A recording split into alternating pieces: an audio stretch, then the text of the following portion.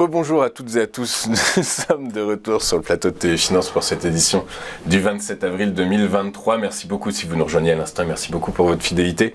Comme vous l'avez probablement entendu, je suis accompagné en plateau par Thomas Andrieux, auteur, spécialiste de l'économie et de la finance, qui va nous livrer son analyse des premiers mouvements à la Bourse de Paris dans un instant. Juste avant, on fait un détour par la Bourse de Paris justement, l'indice phare parisien, le CAC 40, qui cède 0,16% à 7454 points.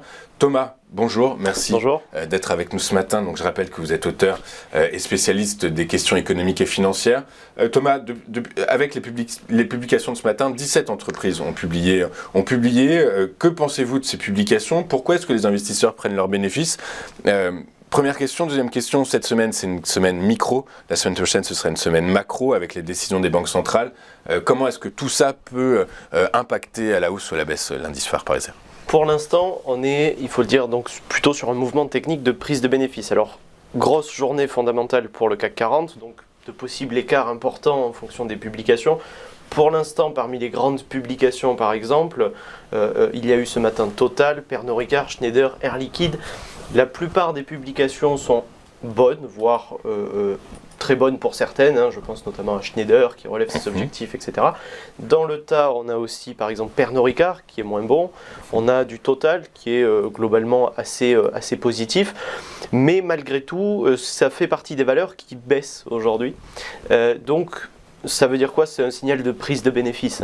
C'est-à-dire que l'avenir s'assombrit en fait. En réalité, les guidance sont peut-être pas si confortables que ça et les investisseurs sont pas rassurés sur le futur de ces... Voilà, et puis il y a peut-être aussi le fait qu'on a beaucoup monté. Quand on regarde des titres comme Air Liquide, ils ont fait rapidement de nouveaux sommets, sans arrêt depuis plusieurs mois. Donc il y a aussi cette logique de pause, et est-ce que finalement c'était pas déjà anticipé? Il y a aussi cette question. Quoi qu'il en soit, aujourd'hui, effectivement, ces résultats qui ne sont pas négatifs permettent de ne pas faire de nouveaux plus bas significatifs. La zone à préserver à court terme, c'est la zone des 7390 globalement qui correspond au dernier sommet majeur. On le voit, le sommet 3 sur la figure.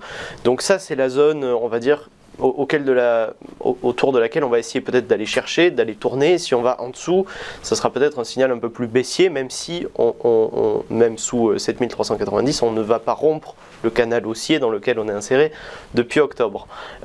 Donc ça, c'est vraiment les zones à préserver à court terme.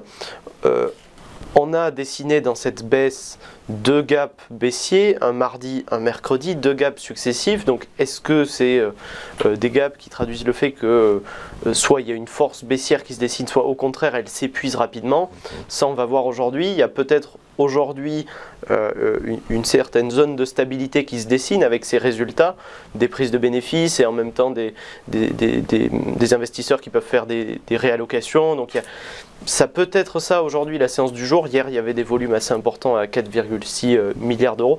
Et l'autre élément, c'est peut-être que quand on regarde dans la construction technique du mouvement depuis octobre, on a sur cette dernière vague de hausse un affaiblissement de la force haussière, une quasi-divergence. On ne peut pas parler de divergence brute, mais en tout cas une quasi-divergence qui fait que il faut rester prudent pour l'instant. Et tant qu'on n'est pas allé chercher peut-être les 7390 et qu'on n'a pas eu un signal de reprise haussière, il faut rester plutôt, je pense, prudent. Ça sera la séance, et effectivement les investisseurs sont plutôt, je pense, dans une logique de prise de bénéfice aujourd'hui. Oui, c'est ça, c'est bien ce qu'on voit ce matin, moins 0,24% à 7448 points sur le CAC.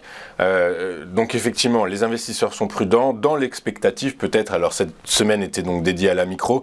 La semaine prochaine, c'est le retour de la macro avec les réunions des banques centrales, des deux principales banques centrales, la Fed et la BCE. Les investisseurs, selon vous, attendent les résultats de leur oui, parce stratégie. Que ça pose des questions. On a First Republic Bank qui pose des soucis, on a la dette américaine qui pose des soucis, et on a des banquiers centraux qui cherchent peut-être encore à monter les taux. Donc, dans ce contexte-là, c'est pas idéal. Il faut dire ce qui est, au niveau de la macro, c'est pas idéal. Ce qui inquiète peut-être plus, c'est effectivement la macro que la micro, en fait. D'accord. C'est une possibilité, une manière dont on peut l'interpréter.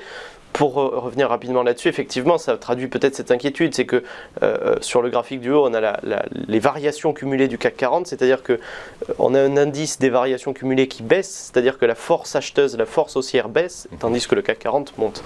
Donc effectivement, on a cette configuration, cette inquiétude au final, hein, cette difficulté à aller sur de nouveaux plus hauts quand on a la macro qui n'est pas idéale dans un contexte où les grandes variables que sont la dette, que sont le secteur bancaire, elles sont pénalisées, et même aux États-Unis, JP Morgan qui avait des très bons résultats est repénalisé par ces inquiétudes sur le secteur bancaire. Donc effectivement, même des bonnes valeurs qui publient des bons résultats sont plutôt pénalisées par le contexte. Donc un contexte incertain, un manque de visibilité, c'est probablement ce qui fait que ce courant acheteur dont vous nous parlez très bien s'essouffle finalement par la force des choses. C'est ça, tout à fait. Il y a peut-être des volumes à la vente en tout cas, où il y a une force baissière de prise de bénéfice, il faut dire ce qui est, parce que certaines plus-values, quand on voit notamment les valeurs du luxe, c'est des plus-values tout à fait significatives depuis octobre.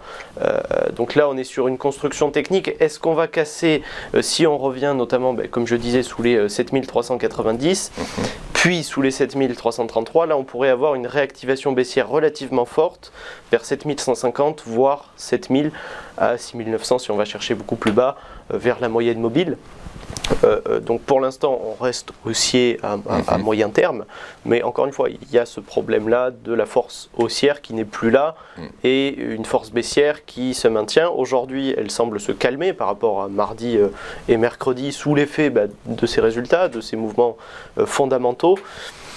On est sur une journée d'ajustement, on va voir ce qui se passe en fin de semaine. Ok, très clair. Merci beaucoup Thomas d'avoir été avec nous. Thomas Andrieux, auteur et spécialiste de l'économie et de la finance. On marque une rapide courte page de publicité. On se retrouve juste après avec les Market Movers d'Antoine Fraissoulier. À tout de suite sur Téléfinance.